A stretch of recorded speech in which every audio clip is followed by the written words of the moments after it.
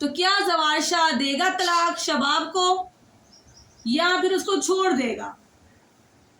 पिछले ड्रामों में आपने देखा है कि किस तरह से जो है वो शबाब अपने आप को सेव कर रही है पुलिस के शक से, किस तरह से उसने अपने फिंगरप्रिंट्स नहीं दिए और जवार शाह कह रहा है कि ये फैमिली मेंबर है, ठीक है। और आपने देखा है कि किस तरह से जो है वो शबाब को जवार शाह डील कर रहा है और आखिरकार शबाब ने डिमांड कर लिया है एक घर और हुनैन को।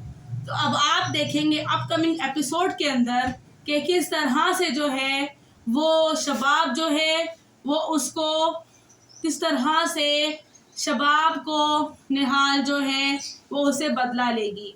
अब आप बताएंगे कि शबाब का अब आप बताएंगे कि मिशा का अगला निशाना कौन है? मिशा का अगला निशाना आमिर है या मिशा का अगला निशाना शबाब है? ये आप बताएंगे। इस ड्रामे में आपने देखा है कि मोहब्बत जो है वो इंसान को अंधा कर देती है। किस तरह से वो जवार शाह जो शबाब के आगे पीछे फिरता था वही जवार शाह है जो अब शबाब को देखना पसंद नहीं कर रहा। वही जवार शाह है जो उसको ये कह रहा है कि तुमने मुझे अपनी कठपुतली बनाया हुआ था।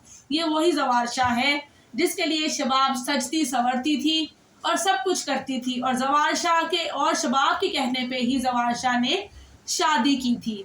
तो अब शबाब को मसला क्यों हो रहा है? जब शबाब ने शादी उसकी खुद की जवार शाह की और जवार शाह का जो एक वो झिझक जो उसकी थी वो ख़त्म कर दी उसने, तो अब शबाब को फिर टेंशन क्यों है? अब वो उसके साथ क्यों इतना उसके साथ नाराज़गी का इजहार कर रही है? जवार शाह जो है वो शबाब को तलाक नहीं देगा। जवार शाह उसको नज़रबंद कर देगा और नज़रबंद करने के बाद जो है वो शबाब जो है वो खुद पागल हो जाएगी क्योंकि उसको पता चल जाएगा कि मिशा ही निहाल है और निहाल ही मिशा है। तो अब बारी है सबसे पहले आमिर की और उसके बाद फिर बारी है शबाब की, क्योंकि आमिर तो उसका पहला विक्टिम है जिसको मिशा ने टारगेट कर लिया हुआ है और उसके बाद वो किस तरह से शबाब को अलग करेगी जवार से वो आप अब कभी एपिसोड में देखेंगे। अच्छा, इस ड्रामे में बड़ी मज़े की बात है कि एक लोकल सा हार जो है जो कि किसी आम दुकान पे मिल जाता है उसको प्रेजेंट कर रहे हैं कि ये तो बहुत कीमती हार है जो आमिर मिशा को दे रहा है। अरे भाई, कीमती हार डालने से पहले उसकी कीमत शो तो करो, कोई ऐसी चीज़ प्रेजेंट करो जो वाकई कीमती लगे। एक लोकल सा हार वो मिशा को दे रहा है और बाद में वो कह रहे हैं कि वो हार ज़किया का है और ज़किया ने जो है वो ज़किया का हार जो है वो दूसरी बहन ने अपने पास रखा हुआ था जो आमिर ने उसको मिशा को गिफ्ट किया है और वो बहुत कीमती हार है, जबकि वो कहीं से भी डायमंड्स का नहीं लग रहा, कहीं से भी वो गोल्ड का नहीं लग रहा, वो एक बहुत लोकल हार है। तो हद हो गई है भाई, जब आप प्रेजेंट कर रहे हो एक चीज़ को तो उसको तो अच्छा सा प्रेजेंट कर लो ना, ठीक है जी। इसके बाद आप देखेंगे इस ड्रामे के अंदर कि किस तरह से मिशा जो है वो आमिर को टारगेट कर रही है, जबकि आमिर जो है वो ज़्यादा अक्लमंद था जावेद से, तो आमिर को इतनी इजीली उसमें नहीं आना चाहिए था, लेकिन उसके बावजूद जो है वो आमिर जो है वो जल्दी पागल बन गया और वो मिशा की गिरफ्त में आ गया।